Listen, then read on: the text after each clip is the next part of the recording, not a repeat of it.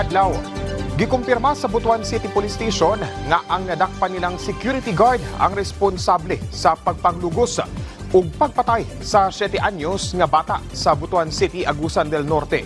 Gila kini nga si alias Dondon, 29 anyos nga residente sa maong lugar. Sumala sa kapulisan, among security guard mismo ang nitugan sa krimen nga iyang gihimo. Subay sa investigasyon, Marso 14 ning tuiga nahitabo ang krimen.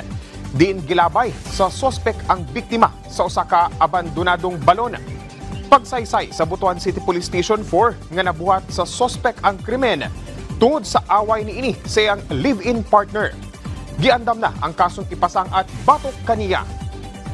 Gipunto sa Mindanao Development Authority kon Minda nga nagpabilin ang Mindanao isip usa ka importanteng lugar sa kinatibuk ang paglambo sa Pilipinas.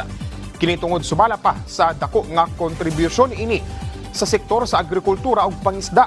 Sumala sa datos nga gipresenta sa Minda, ang Mindanao naghatag og 45% sa national food trade, 42% sa kinatibuk ang fish production ug naglangkob sa 1/3 sa agricultural land sa tibuok nasod.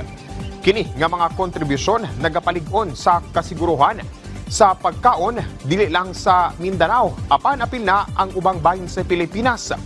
Ang Human Development Index kon HDI sa Mindanao sa tuig 2022 nga 0.68 nagpakita nga bisan pa man nga kini mas ubos sa national average nga 0.71.